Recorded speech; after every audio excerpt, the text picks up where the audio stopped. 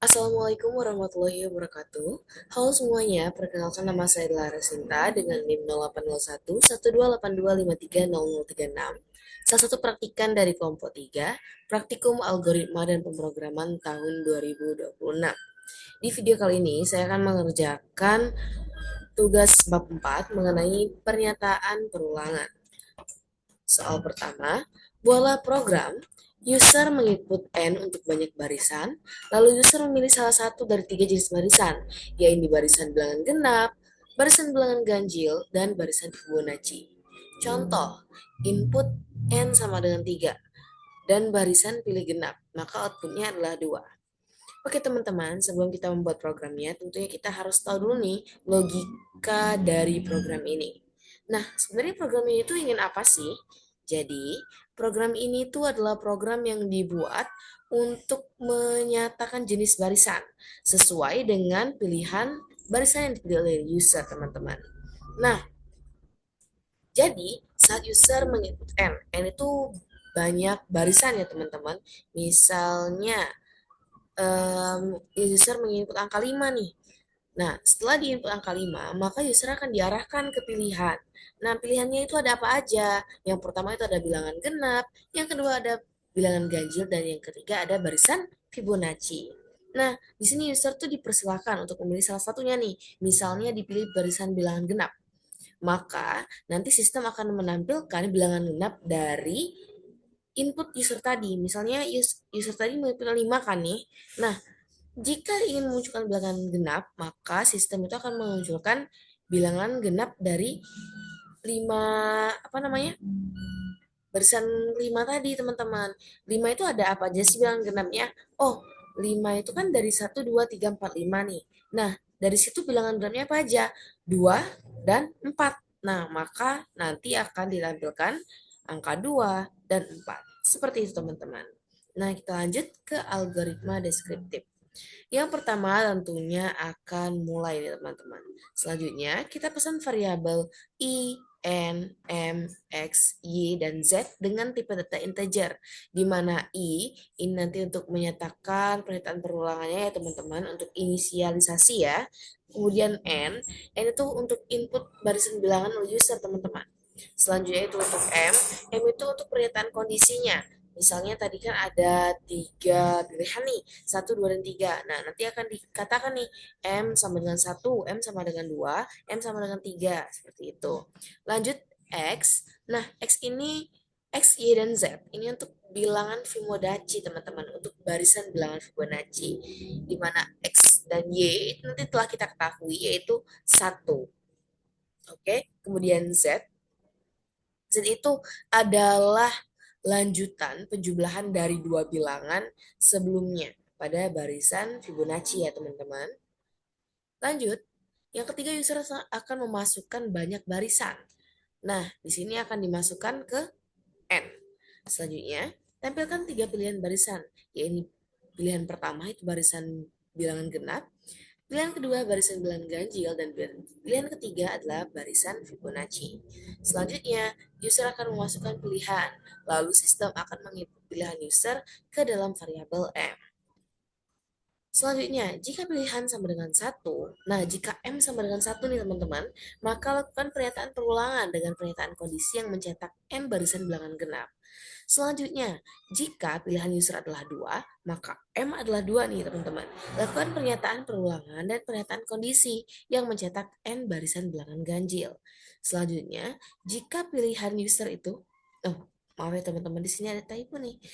Jika pilihan barisan user itu adalah 3, nah, maka lakukan pernyataan perulangan dan pernyataan kondisi yang mencetak N barisan Fibonacci. Lalu, algoritma deskriptifnya selesai. Kita lanjut ke apa nih? Pseudocode teman-teman. Pseudocode. Nah, pseudocode awalnya kita mulai tentunya dengan memesan variabel teman-teman. Di sini kita tadi gunakan i, kemudian i itu dimasukkan satu teman-teman. Di sini langsung kita inisialisasi kalau i itu satu. Kemudian masukkan n, maaf, ini maksudnya pilih variabel pesan variabel n, pesan variabel m, pesan variabel x, y, dan z itu sama-sama dimasukkan satu ya teman-teman dengan tipe data integer. Lanjut, kemudian begin. Kita mulai nih teman-teman. Read n. Maka di sini maksud read n itu apa? Pada pseudocode, read n itu artinya input ya teman-teman. Read n berarti input nilai bilangan n. Kemudian read m. Read m itu input bilangan m. Bilangan m, input m maksudnya ya. Ini m tadi untuk pilihan. Kemudian masuk ke pernyataan kondisi. If, jika m itu satu, satu dimasukkan di variabel m. Jika m sama dengan satu, jika pilihan yang dipilih oleh user tersebut adalah satu, maka di sini kita buat pernyataan perulangan for i sama dengan satu to n. Maka, nah teman-teman, untuk pernyataan perulangan atau for itu selalu kita awali dengan begin dan end ya pada pseudocode-nya. Maka begin, masuk lagi nih. Nah, ternyata dalam pernyataan perulangan ini akan ada pernyataan kondisi lagi teman-teman. Jika i mod 2 sama dengan 0, maka write itu tulis ya, cetak i dan spasi. Selanjutnya, for-nya selesai. Lanjut, else if. Nah, ini adalah pernyataan kondisi alternatif, teman-teman. Jika M itu bukan sama dengan satu, melainkan M itu sama dengan 2, maka untuk I sama dengan satu to N, maka kita akan masuk lagi ke pernyataan kondisi, teman-teman. Pernyataan kondisinya apa? I mod 2 sama dengan satu. Nah, ini kan untuk bilangan ganjil ya, teman-teman. Bilangan ganjil itu kalau dibagi dua itu pasti sisanya satu kan. Nah, makanya di sini kita pernyataan kondisinya itu kita gunakan I mod 2 teman-teman sama dengan satu. Maka cetak I dan spasi. Kemudian for-nya akan berakhir. Lanjut ke pernyataan kondisi alternatif lainnya nih teman-teman. Jika user memilih pilihan ketiga atau M sama dengan 3 atau 3 itu dimasukkan ke variabel M, maka untuk for kita masuk lagi nih ke pernyataan perulangan teman-teman. I sama dengan satu to N. Maka akan dimulai nih for-nya. Akan kita masukkan lagi pernyataan kondisi. Jika I sama dengan satu atau I sama dengan 2, maka cetak X. X tadi apa? X tadi sudah kita inisialisasi, sudah kita masukkan dengan bilangan satu ya. Nah, maka akan dia cetak satu teman-teman, kemudian spasi. Nah, kenapa nih harus cetak X? Ya, karena bilangan Fibonacci-nya kita awali dengan bilangan satu ya, dengan angka satu teman-teman, di mana angka satu tadi kita simpan di variabel X. Lanjut, nah di sini masih dalam for ya teman-teman, masih dalam for, tetapi ini pernyataan kondisi alternatif dari pernyataan sebelumnya. Jika tidak, katanya jika tidak, berarti tidak apa nih? Berarti I-nya itu bukan sama dengan satu atau I-nya itu bukan sama dengan dua, teman-teman. Jika I bukan sama dengan satu atau I bukan sama dengan dua, maka kita akan lanjut ke pernyataan kondisi alternatif, teman-teman. Di mana Z itu adalah X ditambah Y. Jadi, jumlah dari X tambah Y itu akan dimasukkan ke dalam variabel Z. Nah, kemudian variabel Y itu akan nilai variabel Y itu akan dimasukkan ke dalam variabel X dan nilai variabel Z itu akan dimasukkan ke dalam variabel Y. Maka cetak Z, teman-teman. Nah, kenapa teman-teman cetak Z? Kenapa tidak cetak X dan Y? Loh, iya, karena ini kan kita mencari bilangan Fibonacci ya pada yang ketiga ini. Maka nanti itu perulangannya itu akan masuk ke misalnya yang pertama dulu nih, X sama dengan satu kan tadi, dan Y sama dengan satu. Maka Z-nya itu adalah 2 teman-teman. Nah, benar tuh berarti dari misalnya tadi kan input kan 5 nih, teman-teman.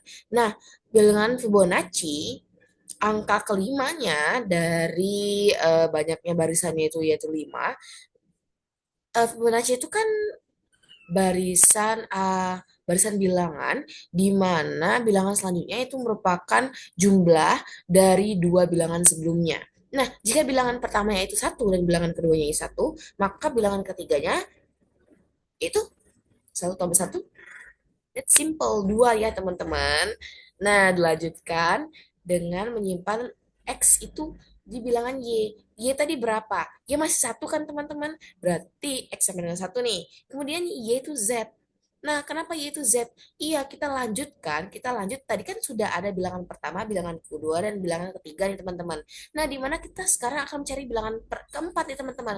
Kenapa kita harus cari yang keempat? Ya, karena tadi kita kan input kan 5 teman-teman. Berarti itu ada 5 bilangan nih teman-teman dari bilangan tersebut, dari barisan bilangan tersebut. Nah, sekarang di bilangan keempat. Berarti bilangan keempat itu apa nih dalam Fibonacci? Berarti penjumlahan dari bilangan kedua dan bilangan ketiga. Seperti itu teman-teman. Makanya di sini kita ubah ya, X itu menjadi Y dan Y itu menjadi Z. Dilanjutkan ya teman-teman. Kemudian kita keluar dari pernyataan for-nya ini teman-teman. Nah, kita masuk lagi ke else, itu jika user tuh memilih angka lain selain pilihan, yaitu tadi ada pilihan berapa aja nih? Ada pilihan satu, 2, dan 3 kan? Nah, jika user tuh mengetik yang lain nih, di lain selain pilihan yang tadi, maka itu akan mencetak tidak valid, teman-teman. Dan sudutnya berakhir. Kita lanjut, sekarang kita ke flowchart, teman-teman. Waduh, ini kelihatan ribet ya, saya tidak tahu ini benar atau salah, semoga sih ya benar. Tapi sebenarnya ini tidak seribet itu sih. Oke, kita awali dengan start. Nah, start itu dengan simbol em, oval ya teman-teman. Lanjutkan, di sini ada simbol jajar genjang. Jajar genjang itu untuk input dan output. Nah, di sini kita input dulu nih, N dan M-nya. Kemudian kita masuk ke pernyataan kondisi. Kenapa di pernyataan kondisi terlebih dahulu? Loh iya, nanti kan akan ada pilihan 1, 2, dan 3. Makanya kita masukkan di sini pernyataan kondisi terlebih dahulu. Nah, jika pernyataan kondisinya itu user menginput satu dan itu bernilai benar nih ya, maka akan masuk ke perulangan ke kondisi, kok kondisi sih? Ke pernyataan perulangan ya teman-teman. Nah, pernyataan perulangan ini disimbolkan dengan em, apa nih namanya? Heksagon ya. Heksagon bukan sih? Iya, dengan segi 6 ya. Kemudian kita lanjut nih ke pernyataan kondisi. Nah, ini kan tadi untuk pernyataan pertama untuk bilangan bulat nih. Nah, akan diproses di sini. Nah, masuk di sini. Jika I mod 2 sama dengan 0, maka akan cetak I. Kemudian akan lanjut lagi karena ini perulangan, kita lanjutkan ke I++. Awalnya misalnya itu satu kan, maka di I++ itu satu menjadi 2. Lanjut teman-teman, kita lanjut ke sini. Nah, I sama dengan 2, kita masuk lagi nih ke pernyataan perulangan. I sama dengan 2 to N. Kemudian kita lanjut. Setelah itu kita masuk lagi nih ke pernyataan kondisi. Nah, sekarang kan I sama dengan 2 ya. 2 mod 2 sama dengan 0. Benar nggak nih? Nah, kalau benar, kita mau cetak lagi I-nya teman-teman. Kemudian kita lanjut ke I++. Lanjut lagi, kita ulang lagi nih ke pernyataan kondisinya. Nah, di sini katanya eh nah iya, lanjutkan kalau tadi kan I-nya kan 2 kan, di I++ maka I-nya 3 ya teman-teman. Nah, jika I-nya 3, 3 mod 2 apakah sama dengan 0? Tidak ya teman-teman, maka dia akan ke false. Sini, dia langsung I++. Dia tidak mencetak I lagi teman-teman. Langsung I++ berarti I sekarang sama dengan 4. Terus dia masuk lagi nih ke sini. Misalnya itu sampai 5 ya berarti teman-teman. Oh, bentar. Tadi harusnya satu itu nggak cetak I ya teman-teman. Yang cetak I itu 2 ya kan. Nah, dilanjutkan terus sampai N-nya tidak memenuhi lagi teman-teman. Jika tidak memenuhi lagi, maka eh, pernyataan ulangan ini salah kan. Dan dia akan menyatakan false. Kemudian dilanjut ke sini, ke N ya teman-teman. Lanjut, sama saja nih dengan bilangan ganjil. Bedanya apa? Kalau bilangan ganjil di sini rumusnya itu I mod 2 sama dengan satu ya teman-teman. Kenapa sama dengan satu? Ya seperti yang saya jelaskan tadi ya teman-teman. Silakan kalian ulang saja penjelasan saya. Oke, nah di sini lanjut nih. TM sama dengan 3. Ini untuk barisan bilangan Fibonacci ya teman-teman. Nah, I sama dengan 3 akan cetak I. Di sini I sama dengan 1 to N katanya. Jika benar, maka akan masuk di pernyataan kondisi. I sama dengan 1 atau I sama dengan 2 jika iya cetak I. Lanjut ke I++, masuk lagi ke perulangan, lanjut lagi ke pernyataan kondisi. I sama dengan 2. Benar nih ya, atau kan tadi ya I sama dengan satu atau 2. Sekarang I sama dengan 2. Benar. Berarti kita akan cetak I, kemudian lanjut ke I++, kemudian lanjut lagi ke pernyataan perulangan. Benar lagi di pernyataan perulangannya. Masuk ke sini lagi, ke pernyataan kondisi lagi. Oh, 3 nih. Bukan salah satunya kan? Berarti dia false. False, maka masuk ke sini nih. Di sini kita operasikan. Z sama dengan Y plus X sama dengan Y sama dengan Z. Nah, kenapa seperti ini? Silakan kalian ulang lagi ya penjelasan saya tadi, seperti itu pokoknya. Oke, jika benar nih katanya, maka dia akan cetak jika benar. Wait, teman-teman, wait. Oke, sepertinya salah ya ini. Sepertinya ini salah di teman-teman. Ini kalau benar, dia itu akan cetak I kan teman-teman.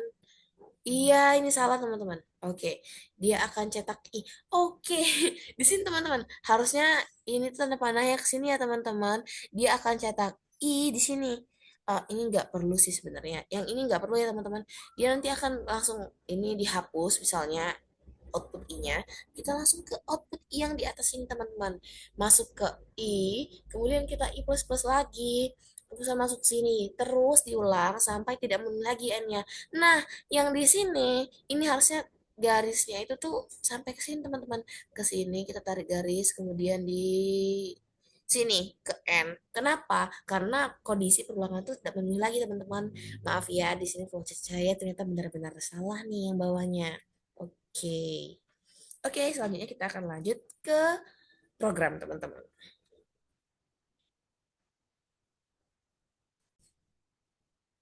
Oke teman-teman, sekarang kita lanjut ya. Kita masuk ke programnya. Pertama-tama kita buat dulu include include. Sini kita atur ininya ya, apa namanya file headernya.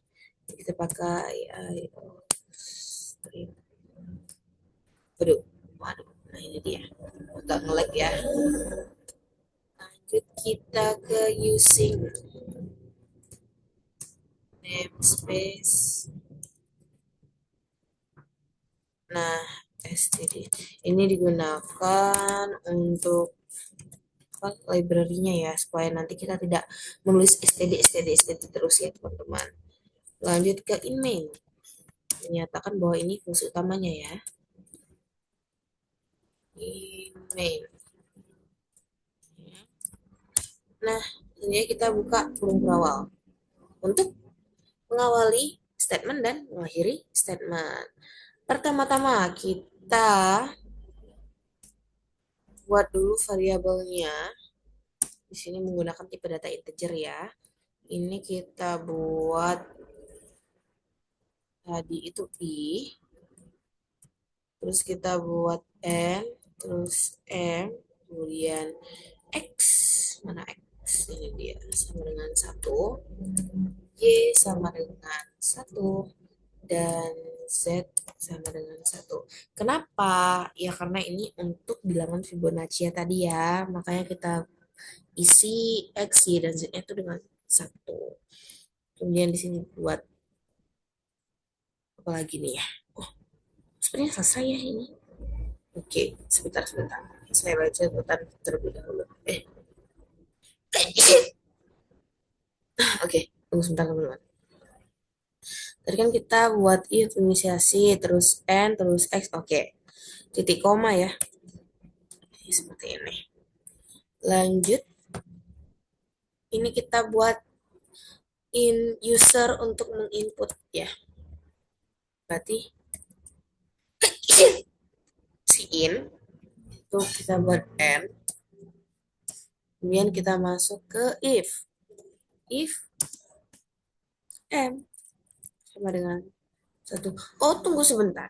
Sebelum kita menyatakan ini, tentunya kita harus buat dulu user untuk menginput M-nya.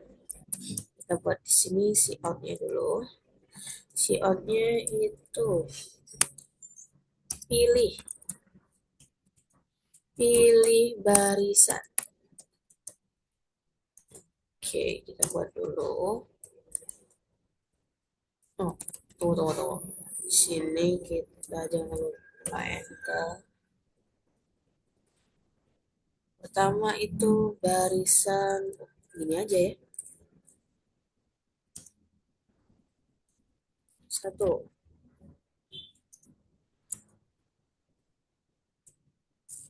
bilangan genap. Genap.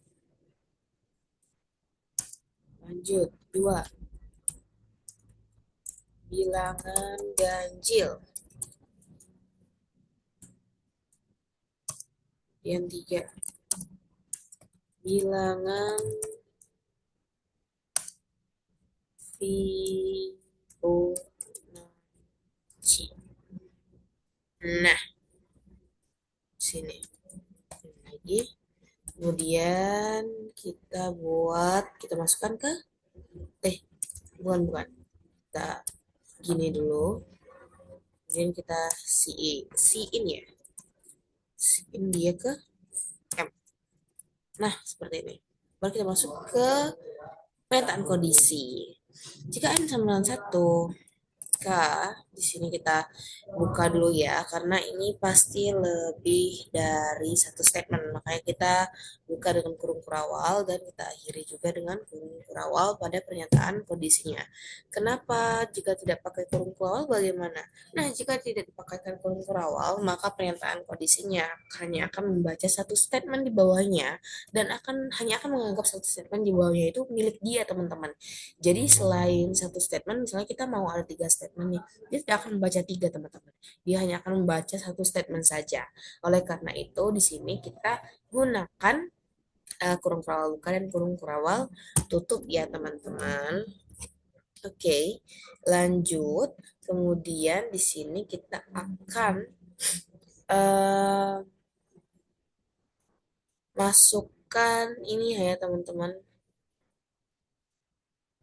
Apa namanya? Kondisi. Pada kondisi M sama dengan satu, maka kita di sini akan menggunakan pernyataan perulangan for. Untuk for I kita inisialisasi dulu sama dengan satu, I kurang dari sama dengan N, maka I plus plus. Nah, lanjut di pernyataan for-nya, itu kembali lagi kita buka dan tutup ya, untuk mengikat. Pernyataan for kita buat lagi, if pernyataan kondisi lagi itu I mod 2 sama dengan 0. Nah, untuk ini untuk bilangan genap ya, makanya I mod 2 sama dengan 0. Karena bilangan genap dibagi 2, hasilnya akan sama dengan 0. Maka kita cetak si out, salah nih, ini ya. Si out I tentunya, kemudian dengan spasi. Supaya rapi ya, teman-teman. Oke, kita lanjut. Jika seperti ini, maka si out-nya kita lanjut if. Ini sudah selesai ya for-nya. Oke, berarti di sini nih. Kita lanjut di for ini kan selesai.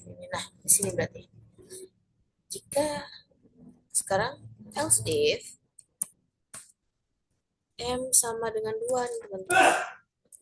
M-nya mana? M sama dengan 2. Nah, maka di sini kita buka lagi, kalau bukan tutupnya. Kita buat lagi pernyataan kondisinya, teman-teman. Oke, di sini supaya lebih cepat, di sini bisa kita copy ya. Di sini. Nah, di sini. Nah, tapi di sini kita ubah dulu nih. Mau 2 sama dengan satu karena ini bilangan ganjil ya, teman-teman. Nah, oke, seperti ini. Kemudian kita buat pilihan ketiga. Pilihan ketiganya apa? Else if M sama dengan 3 kan? M sama dengan 3 untuk pilihan ketiga. Nah, maka oke, kita jangan buat ininya ya. Nih. Nah, huruf kerennya ya untuk mengikatnya. Maka apa nih, teman-teman? Di sini kita akan buat bilangan Fibonacci kan. Nah, maka di sini kita akan apa namanya? Apa sih namanya? buat pernyataan untuk bilangan Fibonacci-nya dulu ya teman-teman. Kita buat di sini. Fibonacci itu apa? Kita buat, oh ya yang tadi X, Y, Z ya teman-teman. Oke teman-teman, untuk membuat tadi kita buat dengan pernyataan keuangan ya. For, kita inisialisasi dulu. I sama dengan 1. I kurang dari sama dengan N. Dan I plus plus. Nah, maka di sini jangan lupa kita buat lagi kalau bentuknya. Kita akan masuk ke pernyataan kondisi teman-teman. Jika I sama dengan 1 atau I sama dengan 2, nah maka kita akan cetak dia itu X ya. Jangan lupa kita spasi. Kenapa X? Bisa kalian ulang penjelasan saya tadi di awal ya. Saya sudah jelaskan kenapa di sini dimasukkan X terlebih dahulu. Lanjut. Di sini setelah itu kita if, kita buat else-nya teman-teman. Kenapa dibuat else lagi nih? Yang tadi sebelum-sebelumnya tuh tidak dibuat nih. Nah, ya sebelum-sebelumnya kan kita tuh membuat bilangan barisan bilangan genap dan barisan bilangan ganjil. Nah, kalau di sini kan kita akan membuat barisan bilangan Fibonacci ya, di mana angka awal dari bilangan tersebut, barisan bilangan tersebut, dan angka keduanya juga sudah kita ketahui. Kenapa sudah kita ketahui? Loh, kalau kita tidak kita ketahui, bagaimana kita menjumlahkannya? Kan barisan Fibonacci, seperti yang saya jelaskan tadi, adalah bilangan yang didapatkan dari penjumlahan dua bilangan sebelumnya. Kalau dua bilangan itu belum ada, bagaimana cara membuat barisan bilangan Fibonacci-nya? Seperti itu ya. Else, selain itu, kita buat ini ya. Di sini saja kita buka.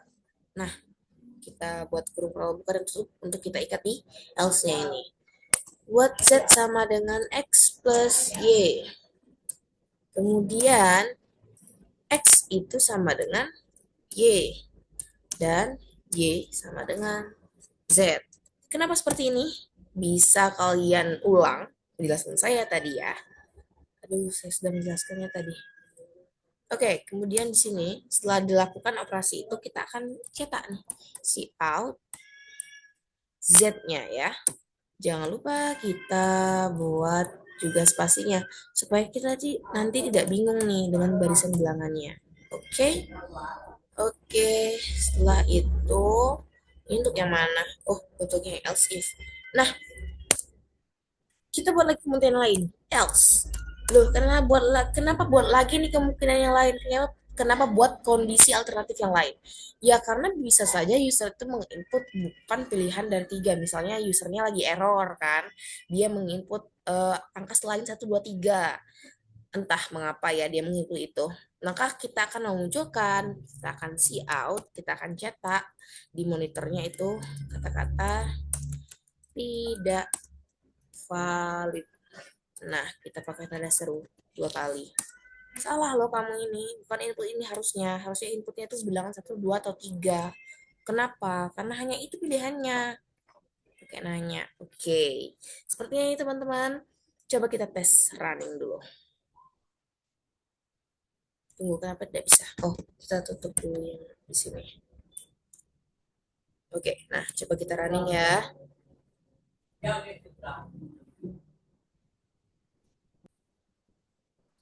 Nah, misalnya kita masukkan angka 5 nih. Kelihatan nggak sih? Kelihatan ya, itu 5 ya. Jika 5, W. Kenapa W? Kenapa ini? 5. Nah, dia akan memunculkan nih, yang tadi ya pilihannya. Pilih barisan. Misalnya kita pilih barisan paling, pilih yang mana nih? 3 misalnya ya. Nah, akan muncul nih. 1, 2, 1, 1, 2, 3, 5. Pilih barisan bilangan Fibonacci-nya. Oke teman-teman, seperti itu. Sekian video dari saya. Wassalamualaikum warahmatullahi wabarakatuh.